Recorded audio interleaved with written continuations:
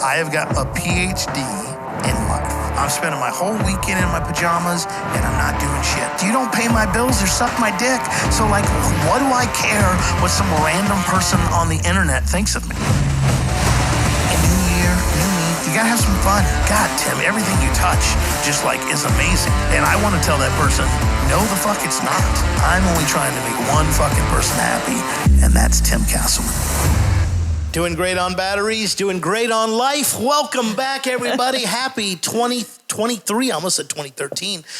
Happy New Year from the Tim Talks family, Tim Castleman, and my co-host, the host with the most, sometimes Sue, always Sue, sometimes with us. Yes. The lovely Sue is here with us. Hello, friends. Yeah, in parts unknown. We'll tell you about that in a future episode. We're actually recording this in an interesting location. Let's start there. But we thought, what a great way to welcome you into the new year, at least for us, and to catch up, because Sue and I have not seen each other since, was it funnel hacking? Since funnel hacking. And that was back in September of last year? September 2022. Oh, it seems like so long ago.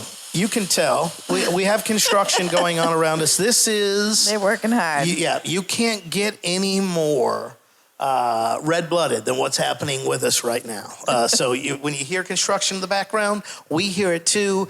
I'm not going to yell at them because we don't speak the same language. Another hint. But let's get back to it. Funnel Hacking Live. We hung out, had a great time, got to see Russell Brunson and the crew. ClickFunnels 2.0 gets launched. We blink. And we find ourselves here in January of 2023. I know, that went by fast. And it's just like, holy crap. So let's catch up, because there's been some major life developments and changes for both of us. So I'll start. That way you can feel comfortable sharing what you want to. So do you remember way back in the day, I think we did this, we agreed it was in London, where I did the episode about the old thumbs up via text. Yes. Yeah, okay. What does the thumbs up mean? And thumbs up girl, right? And for those of you who don't know, go back in the archive. I don't know which one it is. Short story long, a lady, I gave a thumbs up and a text message, and my friend was like, are you telling me to go fuck myself? And I was like, no, not at all. I'm just saying, like, hey, good deal. And they're like, oh no, the thumbs up, and that'll make sense once you go back and find the archives there. You know what? We need to go back even further. My God. We didn't even talk about this. Okay, before we even get to Christmas, let's talk about Thanksgiving, right? Okay. So probably the middle of November, I hit up my biological dad, who I hadn't seen in 23 years, 22. It turned out to be 23 while I was there years. Wow. And decided or asked, hey, what are you doing for Thanksgiving? And he said, nothing. He said, you should get your ass up here to Oregon. I said, deal, let's do that. And that's in fact what I did. And I got that credit card bill the other day, and my God, did I spend some money on gas. But drove all the way from Lubbock, Texas, all the way up to somewhere in BFE, Oregon, met with my biological father, had that reconnection moment, discovered a lot of things, loved my dad, definitely 25 years older, not that young viral man that I remember, or virile, whatever the word is, man that I remember. And this is just like an old guy who spends his days literally opening his front door, looking out to see what's going on. He goes to have like, he's just set in his ways. He has his breakfast spot, he has his lunch spot, he has this spot, that spot. And, we spend all the time looking for news. And when it's on the news, we're looking all at the weather. And that's pretty much all that is occupying my dad's life at this point. And a little scary to see that. Not scary so much as just like, hey, this is a real glimpse into the future that we could be experiencing. And he lives alone? He lives alone. Okay. Luckily, he's got family close by, and they do interact. There is a good relationship there. So thank God that gets him out of the house and people to contact and stuff like that. But I'd probably say 90% of his time is spent inside the house, doing nothing. Wow. Just watching TV, watching the news. Watching TV, waiting for the weather. And then once it's just wild. But so glad I did it. It was great to connect with him again. Great to keep things surface level, but open up to the possibility of seeing him again. But it's not like there's a Hallmark movie at the end of this, where suddenly, my dad has become open and loving and emotional. And it's not that he's not, it's just like, it took me being gone for 23 years and having to tell him, hey, I want you to tell me you love me, for him to be like, I love you occasionally. That's a tough pill to swallow, but I'm kind of just making amends at it. As I tell my therapist all the time, like, we're all trees. And I may want him to be a fern, or I may want a tree with different, spots and leaves and all. It's just like, nope, this is who it is. And it's not moving. You're not digging it up. It's like you got to either deal with it or you got to say, not my tree, not my problem. I gotta move on. So since that happened, how often do the two of you speak? We have... I think I called him one time on the phone. Yeah. And we talked there, and then like the occasional text messages. So when I was there, he was cold in a few situations because he's gotten older. He said his blood is thinner, and he kept his hands like in his armpits the whole time. Oh, I get you. So I got him some fingerless gloves, and then I got him a heated jacket.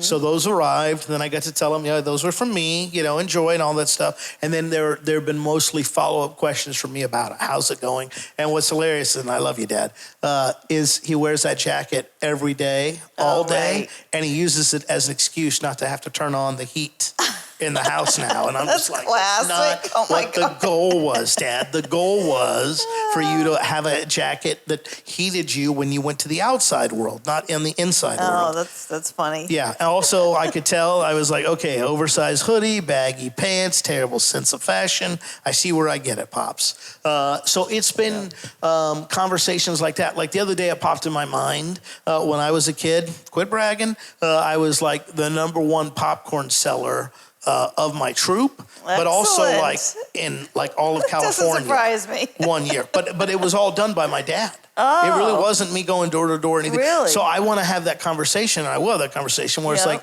tell me what the hell you did. Like, that's so weird that my dad would go all in on something like that, to the point that they literally were handing me like scout bucks, like I was robbing a casino. Like, I showed up one day and they were like, you can buy whatever you want in the store multiple times with all your scout dollars. So I have questions like that. Like I asked him how him and my mom met, you know? So it's like just surface level things that I kind of want to know. I don't think we'll ever have the Dr. Phil Oprah moment. I don't think he's capable of that. And I don't mean that negatively. I just don't think emotionally he's capable of doing So his profession wasn't a salesman? No, he was a aircraft mechanic. Even more interesting. Actually, I should say a sheet metal technician. So he's the guy that, like, when they, shot the planes down, he'd patch them up and put them back in the air and stuff like that. And at that time, I think he was a manager at Roar Industries, which was a company for the military that helped make all the planes. And I think he was like an inspection manager. So he would be the guy at the end of it that would go over and be like, oh, this nut's supposed to be tightened 3 times. It's only 2.5, all that great stuff. So it was a good visit. Glad we did it. Happy that, we did it. I think we'll keep it surface level. I'll visit twice a year. And that'll probably be as advanced as we get. I don't think Did you get the goodbye hug in there? Did you hug it out? Yeah, we got a hug, and I got a deep hug when we got there at the beginning. So, again, blood from a stone. You can't beat that. No. It's just you got to get what you got to take what you can take, and you got to understand the process that, and I try to keep this in my mind all times. It's like my parents weren't raised like we were. And my grandparents certainly weren't raised like we were. So any signs of emotion, I think our parents... Yeah, nobody hugged. Yeah. It's like, hey, I told you I love you when you were born. What more do you need to hear? I get that. Type thing. So it was a great trip, a wild trip. Then I went to Vegas. You guys all know this in the podcast. I'm just catching Sue up. Then went to Vegas, had a good time. Then I came home, got sick, I think not once, but twice, because I was around other people, and pretty much spent all December in a slumber. And bad weather prevented me from going and seeing the other side of my family. during the Christmas holidays, so I'm sure I have to make up for that sometime in 2023. But blink, and before you knew it, it was a brand new year. So taking that back to Christmas, you send the celebratory Merry Christmas, Happy Thanksgiving, all of that stuff. And Thumbs Up Girl was in my Rolodex of people, and she was right below someone I was texting. And I thought, well, you know what? I'm going to reach out and see how they're doing. And not even how they're doing, just wish them a Merry Christmas, like you do your dog groomer. Right. Hey, thinking about your Merry Christmas type thing. And to my surprise, I got a response. Mm-hmm. Except it was not, of course, ever the fucking response that I want, Not even that I want. It's just that you're expecting, I guess is the best way to say. And it turns out that... I should also say that I did send her that episode to anyone that's like, oh, did she listen to it? I directly sent it to her, and I was like, this is my love letter to you. And I never heard a comment back about it. I did later receive a 1-star rating on the podcast, so that's either her. It was from her. It's either her or my exes. Well, yeah, it's someone in the hater brigade is doing it, and I love you for doing that. Thank you. But come to find out that things are not going so well with her, and that she was in the hospital. And I was like, okay, because she's been having some seizures. And then to come to find out that it wasn't an ordinary hospital. This is one you go like a rehab, but a rehab for eating disorders and things of that nature. And it got real heavy real quick. Jeez. And it was just like, oh my God. And it took everything in my being not to fall back into old habits of like, I will fucking rescue you. I'll come break you out of there. We'll do all this and do that. Because what I'm trying to understand, even in that relationship, is, in all relationships, there's got to be some give on the other side. As far as I'm willing to meet you halfway. Hell, I'm even more willing to meet you more than halfway. But I need to be some from you to do and it just... that will never be there. Mm-hmm. Just like my dad, we can wish, we can hope, we could dream of a different outcome, but we're just setting ourselves up for disappointment. It's never going to be like that. So I got to spend some extra time in therapy. That's always fun, talking about it. And short story long, except for doing one thing, one very small thing for her. I made the offer to help. She didn't ask specifically. And I haven't brought it up since. And I'm just kind of like, we're going to see what happens here. And if I'm proud of you, Tim. If she hits me up with the emergency fucking I'm in trouble thing, then we got a situation. But so far we haven't. And so far I'm okay with it as much as I can be. So since you sent that first text on Christmas, have you been regularly communicating over the last whatever? So when she was in rehab, yes, daily communications. She would tell me that basically nobody was reaching out to talk to her and all that stuff. And so I was like, well, especially this time of year, Right. And she's really going through it. And it's like, hey, I can be emotional supportive during that. And then since her release to an outpatient program, it's been hit or miss, although I did get a text before we came here yesterday. So, when she said she was getting released and going back home, I was like, all right. I told her, I was like, I'm going to slip into the background here. I'm here for you if you need me. And again, it's kind of like, hey, I'm going to throw the fish in the water, the bait in the water. And if the fish nibbles, then okay. If it doesn't, that's also okay. I just have to realize, hey, no fish on the line type thing. Good analogy. And terrible analogy day to day, but suck it, deal with it. So that happened. My friend got mad at me for the podcast. Right. Yeah, we didn't even get a chance to talk about that. I forgot about that. He got very upset that I said that his 8-year-old son wasn't destined for the Olympics. That's just a joke. If you hear this, you know who you are. I didn't even go back and listen to the podcast. Spoiler alert, guys. There's nothing written down for this podcast, okay? Most of the time when I do them, especially solo, rarely sober, right? And certainly not... in very few instances, certainly not to being mean and vindictive. It's just kind of to give my take on the world as I see it. That's why it's called Tim Talks and not You Talk, right? That's right.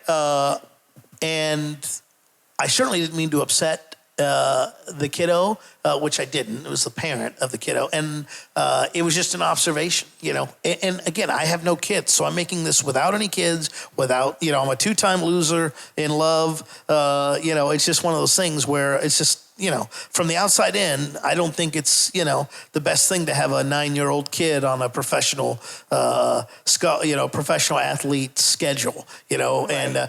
but the kids love it. They're having a great time, support it 100%, happily give money towards it, do all those things. But I hope, and again, I don't know, I hope this doesn't lead to problems later on down the line. And, I'm always nervous as a child of therapy, of when I see things and I see people doing stuff, I'm like, oh, okay, that you've lit a fuse that's not going to go off until their 20s. And if they're lucky, they'll catch it the first time and work on it. But if not, you could find yourself 42, divorced twice, and go, well, wait a minute, maybe I got to do just a little digging internally. So, it's been a wild end of 2022, and blinked, and now 2023 is here. So that's all that's gone on that I can think of, the highlights in my world. What about you, Sue? What's been going on in your world? So are we rehashing what we talked about yesterday? Yes, we were pretending the 23-minute podcast we recorded last night where we yawned incessantly. We were exhausted, and I was like, we should record a pod. Very tired. We went to bed immediately and slept for 12 hours. So pretty much. We're going to pretend like that didn't even exist because you guys will have never heard it. So, Yeah, excellent. Yes. So, of course. Whatever you want to share. You're under no obligation to share anything you don't feel comfortable with. Yeah. I bare my soul because I have no, what was it that my ex-wife said? I have no moral compass. So I have no problem sharing all that stuff. Wow. Yeah. Now, just to be clear, this is my ex-wife that left me. Super religious, by the way. That Yes, left me. of course. This is my ex-wife who befriended my old contractors after she'd already blocked them.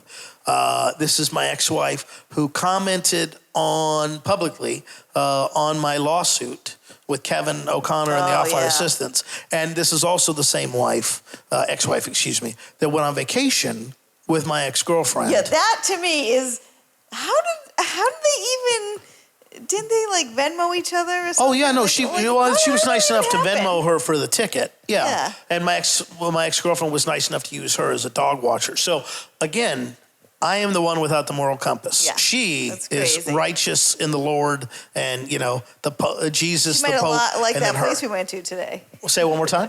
Oh yeah, yeah. We're the ones that went and saw Jesus today, but apparently that's for my lack of moral compass. Right. So that's why I don't mind getting into it. And also, it's like I want to connect with people like that. I want people to feel like I'm telling the truth, which I am, and that I let you guys see behind the curtain, and it's not all fucking roses. It doesn't mean it's all shit, but it's just like, I don't know any other way, and I hate people that it's like, oh, things are good, and then you go 1 inch deep, and you're like, this is a dumpster fire. Like, how come I didn't even know about that? Right. And my thing is like, I want to let you know the dumpster fire you're showing up to, so when perfect example, my ex-girlfriend. When I met her, I smoked weed and I took concert photos. The longer we went, the less she wanted me to take photos and the less she wanted me to smoke weed. And it's like, hey, you knew the circus monkey you were getting here. Right. And then you're like, well, I don't like this monkey. It's like, well, I haven't changed, since doing that. So you can't change people. So yes. So that's why I share and probably overshare. And if I had a wife or a significant other to tell me that I shouldn't do that, I probably would listen. But since I don't, I'm just going to keep doing me. So I think you should do you. Yeah. Yeah. Hence Tim Talks. Anyway, Yes. Sue Talks time. Yeah. Yes. So I'll be the first person to admit. See, I wish I could be more open, especially and I am with my friends and family, of course, but maybe not so much on social media. Yeah, but, well, whatever. But it's all I come across as this. And look, you're not the one whoring yourself out for 5-star reviews and comments and likes and it's subscribes. Just here. Yeah. But so Tim knows on Christmas. And I did not know this part. I learned this last night. I didn't know the day it happened. I knew what you're about to tell me happened. I did not realize it happened on Christmas. So this was, I had a long relationship, talking at least 4 years, but more than that because we've known each other longer. So which basically ended very suddenly. So on Christmas Day, so I get the text like, "Hope you're having fun with your family," and I'm thinking to myself like, "Yeah, okay," but like, where are you, kind of a thing, you know? And then so technically it was like 2 days later. I'm like, "What's going on?" Well, real quick, did you guys make plans for Christmas? Like, were you supposed to? No. Okay. But the week before, I had spent the whole day, you know, with his family. Yep. You know, and then the last thing, kind of, this is my ex said to me, you know, we'll go out soon, and I was like, okay, see you later. You know, I went home. And again, 4 years, you guys have met each other's families. Your kiddos know. Yeah. Gotcha. Like, totally. my kids had Christmas presents for him. So Right. on Christmas Day, they're like, where is he? And I'm like, and of course, in the back of my mind, you know, so I'm like, oh, he's just not here. So long story short, you know, 2 days later, I'm like, okay, what's going on? And then I get the whole like, I'm sorry, but, you know, I just need time. It was almost one of these, like, I don't want to call it, what do you call it?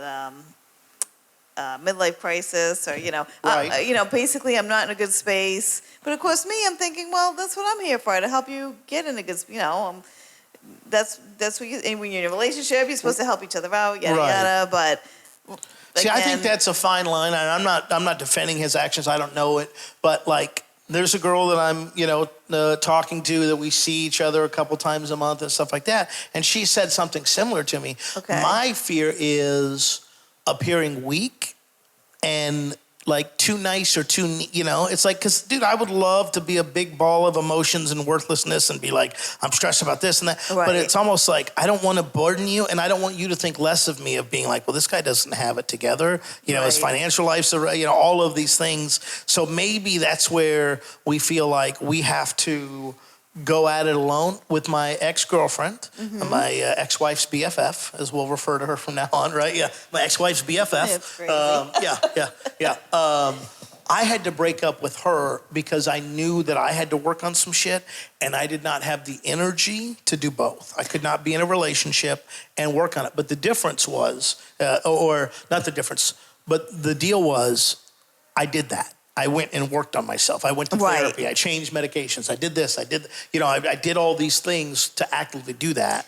I didn't just pay it lip service. So let me ask you this: when that happened, was she totally taken by surprise? 100%. Okay, So so here- it's very similar. Well, no. Well, okay. So sounds let's go like. back, right? Okay. She bought us a trip out to San Francisco to go see a guy like Donovan Woods. I okay? remember that. Had a great time. Yep. Except Tim can't control his alcohol in heavy doses, and when you combine weed with it out there, and of course you could, we got blackout drunk. It was a terrible trip, and I Okay. felt such fucking shame from how bad I fucked that trip up that I was just like, clearly I have huge unresolved things, and there was that. There was the whole thing of like, well, you should buy a hot tub, and then her being like, well, yeah, you know, I convinced all my boyfriends to buy a hot tub, and it's like I felt like I was like on this track that I didn't know I was on, but it was like, let's check this box off and check this box, and I was like, whoa, you know, like I want us to. So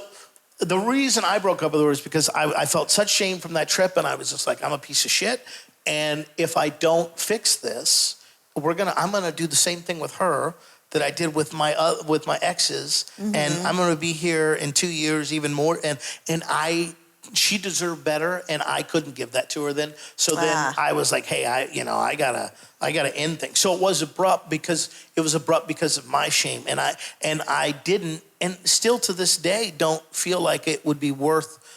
I don't understand how she could stand by me and let me work on that myself and then still be there for me. Like there was no way that was going to happen. Right. And I was just like, oh, fuck, okay, I got to be the one that says, hey, we got to go and stuff like that. Now, yeah, and I know that was hard for you. hindsight being 2020, huge regrets about that.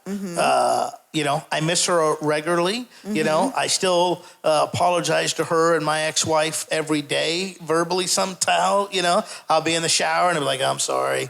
You know? Right. And so there's a lot of guilt around the way that it went down and all of that. And there's a lot of what ifs. Like, what if, you know, I've fucked up all the good women in my life and my chances of love. And it's like, no, man, this is, you know, I sent you 3 great women. You fucked it up with 3 of them. So now you get, now, I'm not sending you the A-team. I don't know. It's just that those are the stories that I have in my mind or made up in my mind about it. And there is a real fear of, oh man, maybe but I wouldn't be here doing what we're doing here. I wouldn't be taking any concert photos. And that's the only thing that I have to do is look at. There'd be no trip to go see my dad the way I went. Oh, there's just a lot of things that I don't think would have been allowed to occur the way they did occur because of her. And I'm not saying that's all necessarily a bad thing. Right. But, I don't know if I'd be taking photos at all. Even though I'm taking them a limited amount now, I don't even know if I'd take, because there would just be so much guilt and so much why are you doing that? You're doing that for free or blah, blah, blah, blah, blah. So I apologize to interject, but that's just kind of give a little it's perspective. always good to see someone else's point of view, for sure. And even like a guy's point of view, because you had said some other things too. I think when I mentioned some post or something, sometimes, because I do appreciate other people's points of view. Definitely a man's point of view, because I don't know, Yeah, and the other thing is, probably just like he's doing, I did, where it was like, all right, well, let's go fucking buck wild for a little while. Let's be crazy and all of this and all of that, and everything's great. It's like, yeah, everything is great as long as you don't stop to catch your breath, look internally, have any deep feelings, Right. So, yeah. Yeah, so, again, surprise, and I wasn't, it was rough, not gonna lie. My health went down the tube for a short time, and I think I literally was, literally heartbroken. Oh, yeah. Heart, I remember doing a Facebook Live where I even commented. I was like, guys, I know it's the middle of June, but I'm wearing a hoodie inside because I'm depressed as fuck. It's like, it was rough. And it was, and I will say, I know I shouldn't say this, but for me, I don't know about you, but there was the embarrassment factor, because forever I've been like, this is amazing, I'm so amazing, we're amazing, and then out of nowhere this happens, and I'm like, oh my God, I was embarrassed. Yeah. Not that, again, I haven't said anything. I only told a couple of people, but. And then even though, I was like, okay, well, yeah, I had to explain to my parents, that we broke up without going super in detail. And even with my ex-wife, I had to drive to their house, sit in their driveway, waiting for them to show up. And then when we go inside, I have to sit down and go, hey guys, wife number 2, she's out of here. Yeah, it's tough. Yeah. I had it I told the kids, and they were, and of course, just like your parents were, I'm sure. I mean, they were understanding and then helpful and whatnot. And who knows what the future holds? But Tim, of course, was very helpful. Tim was like my number one therapist. See, that's why she's on the podcast, ladies and gentlemen. That's why sometimes Sue is back, because she's here for the human highlight reel. Very, very helpful. But I'm happy to say that, and I will say that, we all know, I have a couple of friends who's almost, so they're my age, not old, and their husband passed away. Did you feel like a burden reaching out to your friends about this? So, no. So there's one friend in particular, we talk every day. Every single day, and she's very analytical, and she likes analyzing situations. That's her personality. Right. So she was, and she even said some things. I was like, oh, okay, yes, you're right. So it definitely wasn't a burden. For her. That's good. Yeah. Because I know I hesitate to reach out because I'm like, man, everyone's got shit going on in their life. I don't want to be a burden to them, or. A lot of times it's self-worth too. It's like, well, I don't feel worthy of bugging that person. Right. I guess I should say that I only really reached out to the people that I knew it wouldn't be a burden to. And I'm talking 3 people, really, And it's not even that it's a real burden. It's just a perceived burden, Yeah. No, and I know what you're saying, because, it's like, well, you think you've got problems, but let me tell you about my thing, or whatever, but... And again, I don't expect to be one of those people that I'm not going to be talking about this 6 months from now, but it was certainly helpful, because I knew that I couldn't hold all this in, and again, physically, I was not doing but well. Not only that, but you can't hold it in You can't because hold it's it like in. if you try, and this is my experience. If you try to ignore the pain or the situation, you can do that. Yeah. But that wound is always there. Well, I have to laugh because, so, we're on this trip. Tim and I met at this airport. So I'm walking down to the gate and I just saw this couple and they were like walking down maybe now I'm getting a little emotional, like they were holding hands and Yeah.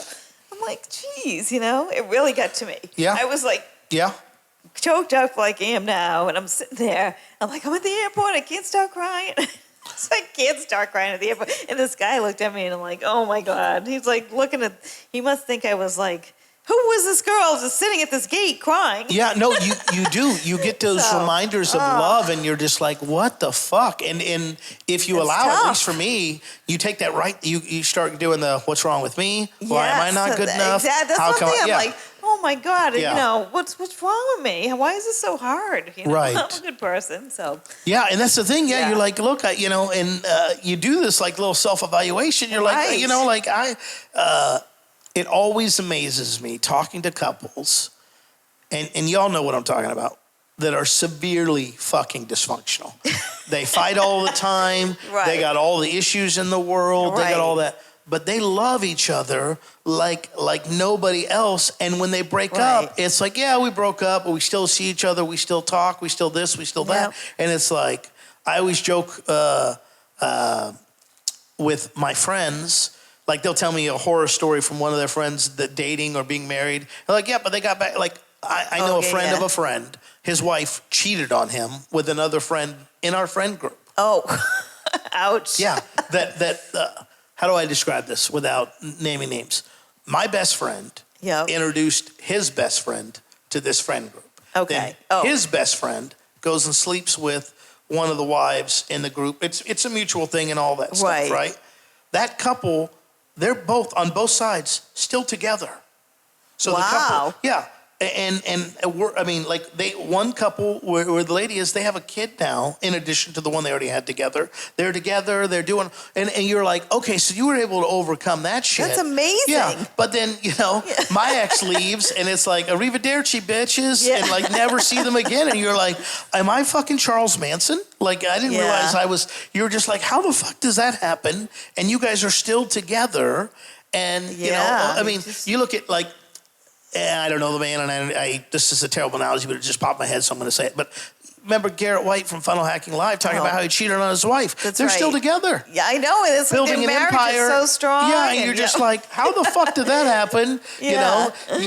Yet my ex leaves, and it's like, we're done. Why is that? It's just so weird. Or I'm sure you know couples that broke up, but they're like, yeah, but we still see each other. I actually do know a couple that broke up, literally got divorced. They were apart for a couple of years, and then they get back together, remarried. Yeah, well, not even that, but it's just like if they keep seeing each other casually, or like I've had friends that have broken up with long-term relationships or even their ex-wives, and like, yeah, we're broke up, but we still hang out a couple times a week and have sex and all this thing. And you're just like, how did that happen?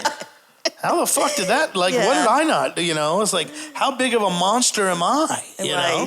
At least that's how, and again, that's how I internally look at it, is like, oh, there must be something wrong with me, instead of, well, situation being situational and such. So, yes, moments like that fucking suck. That's tough, and then I'm always like, that's why I've been like, I forget what movie it was that I watched. Kind of staying off Facebook, but. Was it the Reese Witherspoon one? I don't know. There were a couple movies that I watched that just fucking buckled me when it got to like the relationship part and stuff. And there are still times where something will pop up and I'm just like, oh, I got to fast forward through that, or I can't watch that. You're right. When that thing like penetrates, and hits right in the chest, you're just like, what the fuck? That's like whenever I go on Netflix now, I'm like, okay, I can't watch these. Mm-hmm. Yeah. Just show Can I me block like all the romantic the Godfather or something. Right. Yeah, something mindless. Yeah. Yeah. Exactly. So that's where I'm at, and that's why I was like, okay, I got to get out of Dodge, and I'm so glad we did, because again, I knew. And work-wise, I started getting, busier. I don't want to, sit in one place and just, think about things. Yeah. You know. Yeah. I mean, it's I'm a little screwed thanks to the lawsuit. Thanks, Kevin. As far as relocation and selling properties and all that stuff. Yep. But I mean, it is tough to sit in my house that me and my ex-wife had and be like, okay. And I think part of the reason I stay home is it's like, okay, I'm safe here. There's totally. There's no pain. I totally There's agree no, with you. anything. It's just I'm in control of what's in Yep. these four walls, And then when you leave the house at once a month and you drive around like you a dementia patient, being like, where did that come up? Oh, you're like, fuck, I got to get out more. But it's also easier said than done. And also, I don't know about you, but it's like at my age, what the fuck am I gonna do? Get out more and do what? Go to a bar? Be God. a 43-year-old and say a bar fly? Like that's not. I don't want to do. It's just. Like, I totally agree. Yeah. I'm like, am I gonna join a volleyball league? Yeah. What the Well. fuck? Yeah. Pickleball? Like what the fuck? Do you? Pickleball. Everyone's doing pickleball now. Jeez. So Maybe that's been bowling. going on. But how the kiddos? They're doing well. The kids, they're all great. Thank God for them. They've been, they've had Eric, my the back. editor, shout out. Yep. He's amazing. He's also he actually is smart kid. All three of my kids are smart, but he's probably my most analytical. So I'll bounce things off of him. I'll be like, what do you think of this? And because I'm really not an analytical thinker, I'm an emotional person. Clearly, I just act on emotion. So sometimes it is definitely good to like talk to other people. I'm like, oh, okay. Yeah. You're right. Yeah, it is, and you're just like, oh, I didn't realize that or see it exactly from there. So I'm just at this point. I'm like, okay, New Year. I'm just trying to think. This is going to be great. Who knows what's going to happen? I could meet my soulmate down the road there. Yeah. Well, I saw the guy today when we were walking around. I was like, we need to get a photo with him over there. Good Lord. Yeah. Yeah. Looked like Justin Burns. How was that guy like 150 pounds the of funnel hacking with the guy with the hair.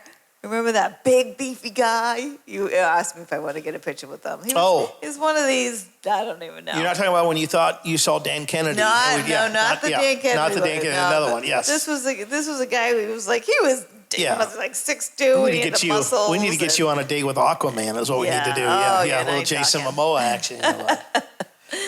So let's wrap this one up by talking about maybe some big goals or ideas you want to explore for 2023.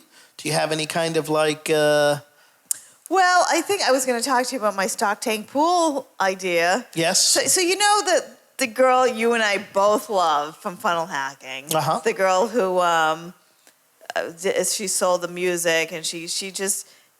Christine Castleman? Yeah. Right, yeah. But, I loved her story and how she didn't really have squat, but she had this knowledge and she's making these like goofy videos on her phone. She just did it and didn't realize she was doing it wrong. Right. So she just kept doing it until they were like, all right. She was a lot of fun to me. Yeah. And of course, I'm in the back of my mind, I'm like, you know what? I could probably take kind of the framework of what she was doing and do it to this stock tank pool, which I don't know if you know what that is, but I love it. And it's such a small, that's the other thing that got me going was the sub niche. Like I was thinking about this, what this other marketer said the other day. And he's like, you can never be too niche. He's like, there's a little market out there for whatever, which obviously we all know. But, so I kind of like that idea.